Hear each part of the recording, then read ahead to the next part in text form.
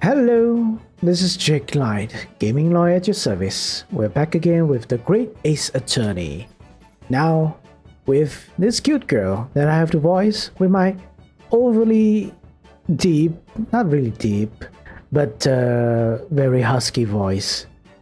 We'll try, as always, but we'll see, right? We'll see. Okay. What do you mean by a mix-up, Iris? Well, you see... Well, you see, this viola, was at Winbank's until last week. At the pawnbroker's? Not Mrs. Sholmes' beloved musical partner.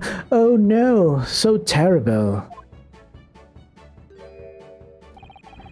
There is a proverb from the East with which you are no doubt familiar, my dear fellows. Always let a beloved child travel. Well, even if it's a mix-up, the thing is damaged now. How are you gonna exchange it now, eh? Smarty pants? Yes, indeed. So you sent your beloved violin to the pawnbrokers in the hopes that it will experience personal growth? Oh, what a wonderful idea. Okay. Last week, I pawned my great analytoscope in order to release my precious instruments. But it would appear my Mr. Winbank mistakenly furnished me with his tawdry fiddle instead. But my ears cannot be deceived by the hollow timbre of this piece of timber. No, but your every sense was deceived by the fact that it just had strings.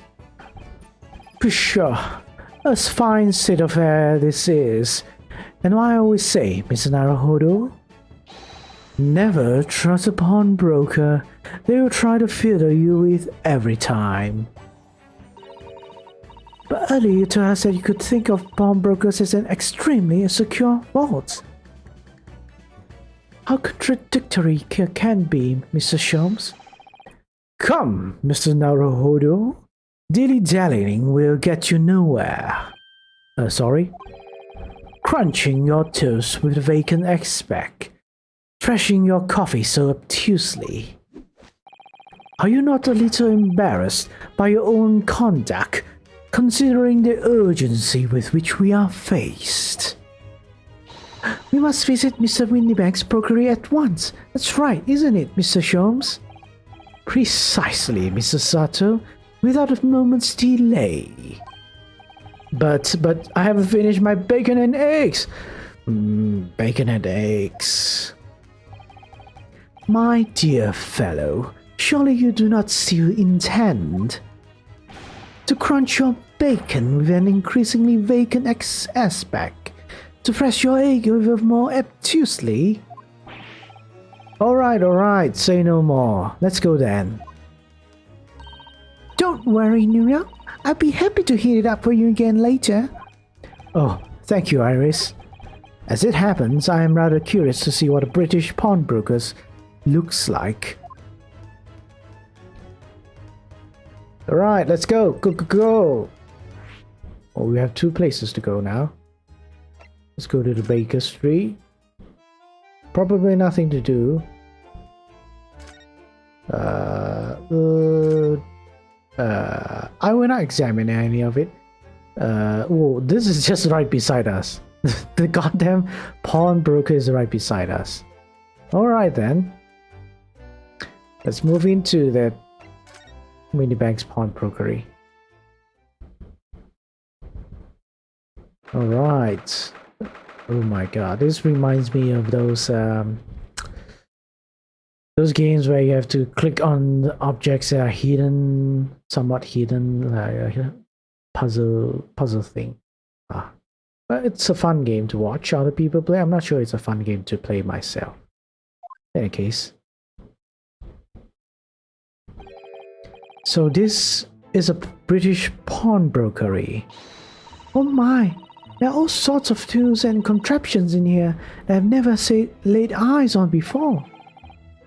Susan, and that spark of wonder in your eyes.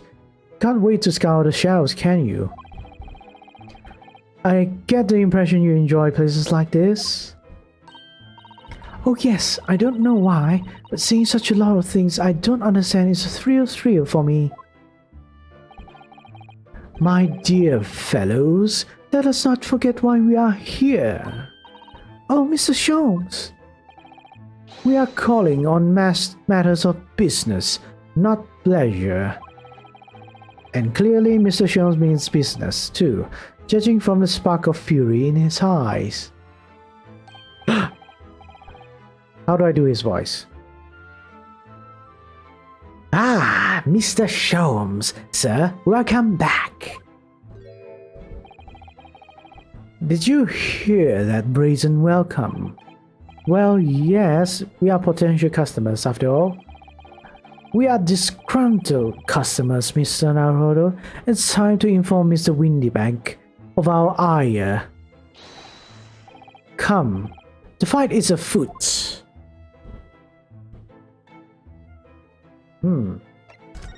Seems like a lawnmower man. Naturally, we will recall this which I retrieved from you some days ago. Yes! This second-rate fiddle is not my faithful instrument, Mr. Winbank. The color of the wood is different. It has holes in it. It's not even the same size. A wonderful summary of our observations, Mr. Sholmes. I'm so very sorry, sir. How utterly unforgivable may an inexcusable mistake for a pawnbroker. There is only one way to make amends. Oh, what the hell? No, don't do that, man. I shall have to take my own life. I don't think that will be necessary, do you? If I may just say one thing before I pop off. Ah, yes? It was you, sir, Mr. Sholmes, who took it upon himself to remove the item the other day, I believe. Sorry? As I recall, I entered the store to fetch your violin, where I heard, ah, here it is. You did? And when I turned to controvert you, you had taken the viola and left, sir. However, there can be no doubt that the blame lies firmly at my own door for allowing you to leave. So I shall not grumble or grouse any longer. May this guilt die with me. Oh my god, I can't do this voice. No. Stop, my dear fellow. The fault is mine. Mr. Sholmes is defeated by a pawnbroker. It would appear that the fight is over. I do humbly apologize, Mr. Winbank. Evidently, my questionable disposition precipitated this tragedy.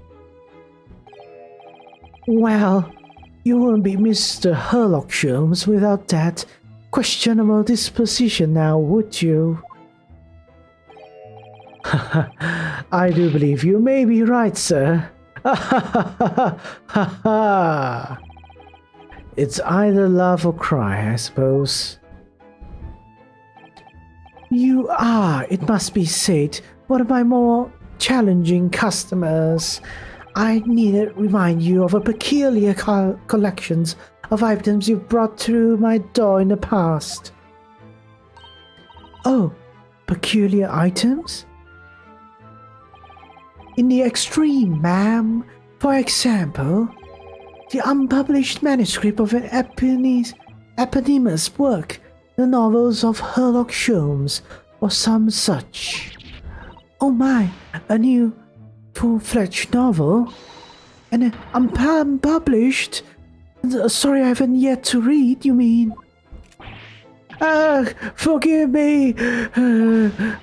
Wait, before you die, you must tell me more. Unpublished story. Alright then. I must know more. Tell me everything. Wow, Susanoo-san is really fired up now. Is there really an unpublished story under this very roof? Well, one day the gentleman here brought in an old metal chest, you see. I should like to entrust this to your care for a while, Mr. Winbank.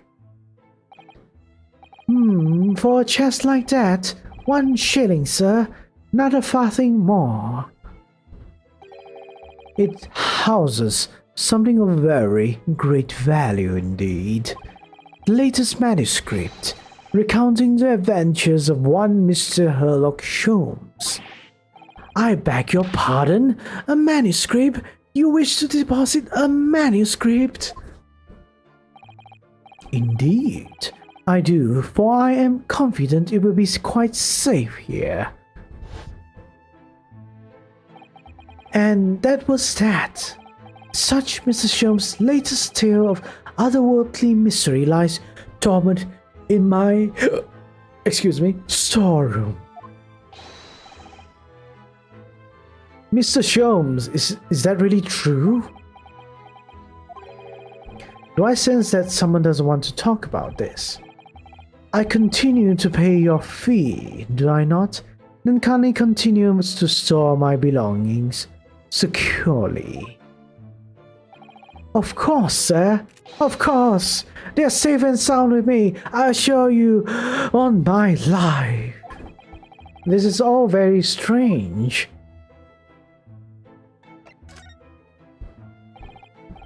I wonder, could I ask you something? Ah, a gentleman from the East, I see. Yes, that sable suit. I suppose I could offer you 6 pence for it.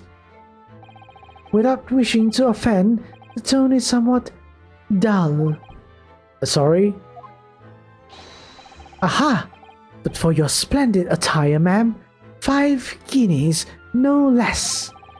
The colors are exquisite, the design exotic, Eastern artistry at its finest, may I say. Oh my, 5 guineas, you say? How interesting. Why do I feel as though I've suffered some sort of defeat here? Actually, I was hoping to ask you about your business. I've heard it say that brokeries are used rather like banks here in London. Yes, sir, indeed. Many of my customers utilize the establishment as you describe. I appraise their items and offer them a proportionate loan and 2 months of secure storage. If in that time they repay the original sum to me plus the agreed interest, their items are happily returned. But what happens if they don't pay you? We don't pay you the money. Then the items are offered for sale in my shop. As you can see the shelves behind me. So you never sell items before the 2 months has passed then? That's right, ma'am, that's right. Which means some considerable responsibility rests on my shoulders. Should a customer's precious belongings be lost, the only recompense is for me to end it all. The very idea, Mr. Winbank, is an absurdity. One should never talk of one's demise so casually. Says the man who was telling us, oh, it was a good day to die only this morning, right? And let us not forget that I have already helped you take measures to ensure such a tragedy never occurs. What sort of measures? I engineered a simple device which Mr. Winbank has installed here in his shop. A security camera? I call it The red-handed recorder. A security camera, it seems. Is that not so, Mr. Winbank? Ha! What was that deep sigh about? Red-handed recorder. What on earth is a red-handed recorder? Use your eyes, my dear fellow. That too just below the ceiling. What? Oh yeah, a camera. I can see what appears to be a camera attached to some sort of timing device. I don't see it though. Where is it? I can't see it. Very astute. It is indeed a camera, furnished with some 100 pieces of celluloid film. And every 30 minutes precisely, the camera automatically records the appearance of the shop. Here, I have an example I can show you. Oh, right. Ah, yes, a print from the camera set to record the activity at the shop counter. And there's colors. And there's a picture of a dog. I developed a special type of film so sensitive, it produces a crystal clear image even in darkness. Really? That's extraordinary. Yes, you can clearly see the counter at the door behind it. Look. Alright, something tells me something's gonna happen in this shop. So you see, were someone to enter the premises with ill intent, his identity would be summarily exposed. But did you not say that photographic prints were taken at 30-minute intervals? Indeed, as you say, my dear madam. And what if the incident were to occur in between times? One could only say that would be a cruel twist of fate. Not my problem, aka. I must confess, your devices has been giving me some cause of distress of late. I beg your pardon, Mr. Winbank. Surely they are anything but distressing. Reassuring is the word. It's the cost of the film, sir. You most graciously place not one, but 2 cameras in my shop after all. Which means I must pay for 9 on 100 utterly useless prints every single day. I'm afraid the cost of the film will break me before I'm very much older. Not my problem. Nevertheless, a small price to pay to ensure the safety of my preferred pawnbrokery, not? My dear fellows, we verge on an age where safety and security come at a price. Oh, heaven help us! Now then, Mr. Sholmes, allow me to return your precious violin. Ah, the very thing. Thank you, Mr. Winbank. Perhaps this might mark the end of the peculiar items you tried to pop, Because if anything were to happen to one of them, this would be the only answer. I really think you ought to stop waving that gun around. Someone get hurt. Fear not. Sorry? I've only loaded a single bullet, so no one but myself could possibly be harmed. That's not really what I meant. Good day to you then, Mr. Winbank. It's been a pleasure as always, Mr. Sholmes.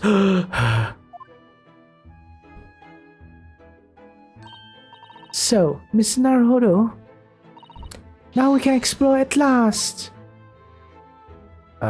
Do I really need to explore the entire place? We look at the most interesting things, or we can just go away. Nothing really interests me, Anchor. Something tells me... What is this? I want to check this. Now, what do you suppose this rather enormous machine does? It seems to have two little windows for looking through. Allow me to enlighten you, my dear fellows. What are you looking at is a stereoscope. A stereoscope? Fascinating. It is aptly named, I assure you. Look through the eyepieces and see for yourself.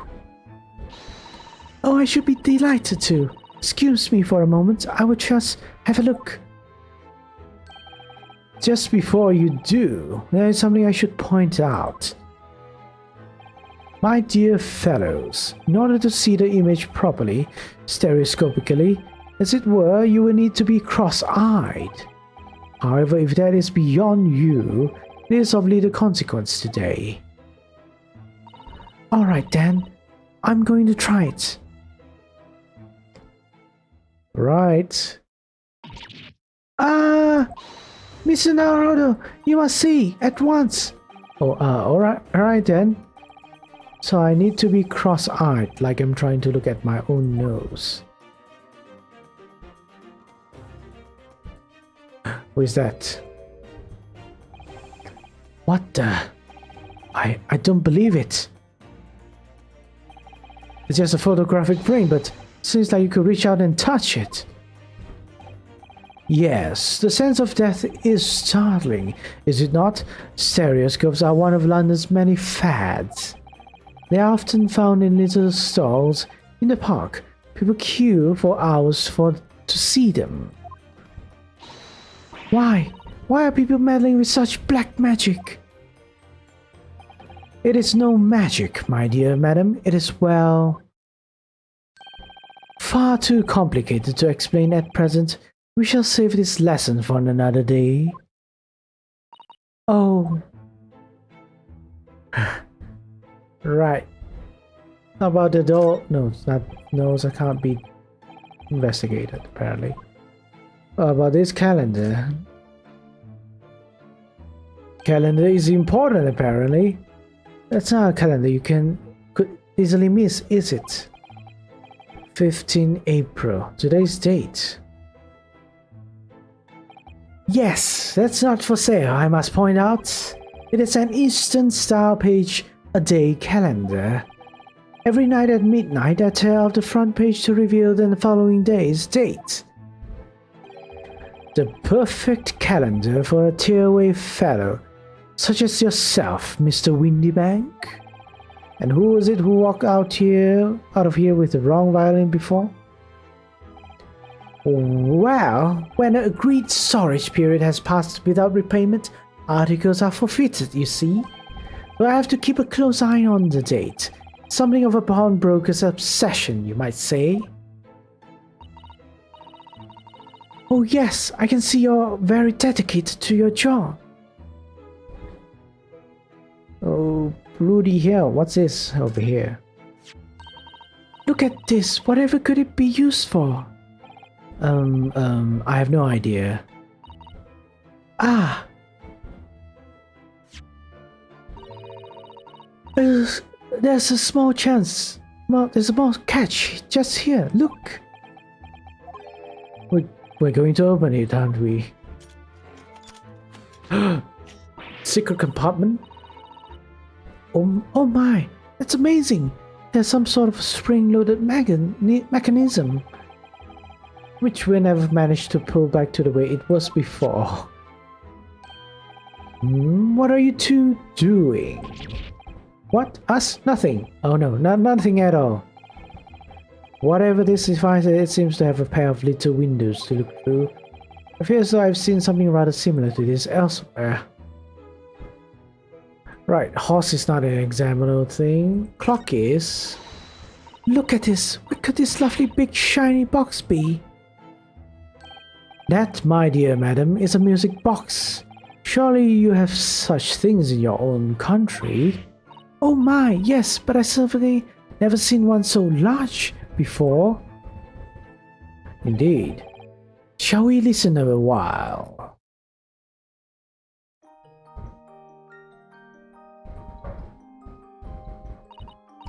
Ah, what a sublime sound. It's like the music of angels.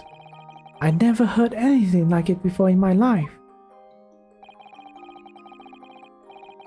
The particular specimen is of the larger variety, commonly found in public houses and restaurants. There is a metal disc inside of which the notes to be played are recorded. Simply by replacing the disc with another, any music you care to imagine can be played. Well, this is quite advanced. My goodness, what a simply delightful machine. Indeed, though their popularity has waned recently with the development of the gramophone, of course. Ah, science and technology advance at such an overwhelming pace.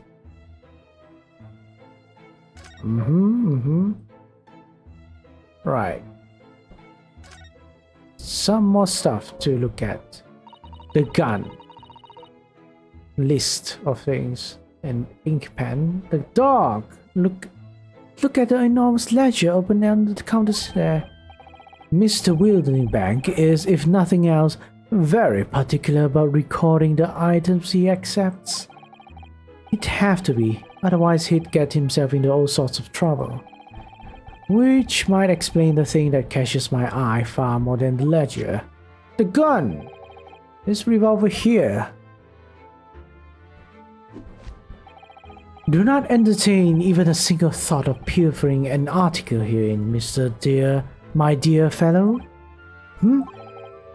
I assure you, Mr. Winbank would not hesitate to draw that weapon with a speed belying his portly side.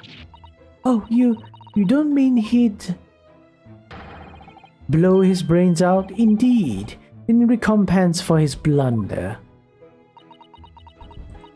Oh my, in my mind it was the other way around, but that makes sense for this character. But in that case, of course we would never do such a thing. How could you even suggest it? Right, let's look at the stuff over here. We're looking at the door, it seems. There seems to be a little door hidden behind that curtain there. That leads to the storage room, where Mr. Winbank keeps articles that are currently in pawn. Ah, I see. There's nothing of particular interest inside. I certainly wouldn't recommend any lascivious activity. Recommended or not, it's not something I tend to do. There is but one key. Mr. Winbank keeps it in his pocket at all times. Before he sleeps, he places it into a small pot, which he slides under his back pillow. How on earth do you know about that, Mr. Sholmes? I am a detective, sir. It is my business to know what others do not. I'm frequently assailed by information that I neither can for nor wish to retain. Mr. Sholmes, you are a wonder. And the prime suspect if this Brokery is burglared. Wow, we have a lot of things to look at, it seems. Wait, oops. We've done this. Wait a moment. Sorry, had to deal with something over there. But let's see. Let's continue. Let's continue. This revolver here. Right, I've already done all this, right? Yeah, I've already done all this. Sorry about that.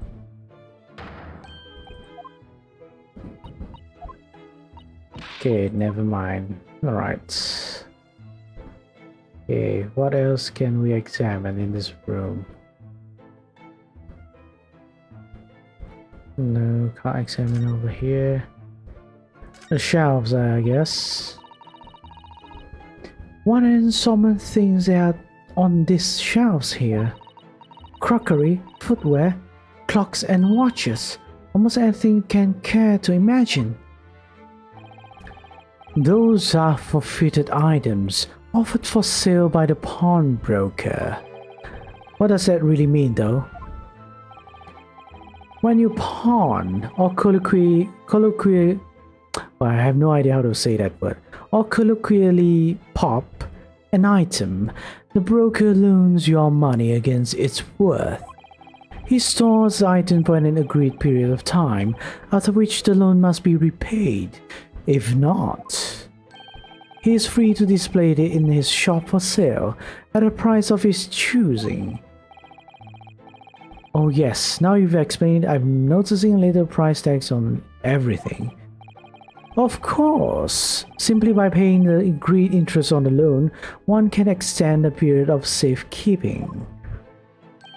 So you may pawn that black garb of yours without fear, my dear fellow. My treasured university uniform never embodies my student spirit. Okay. What?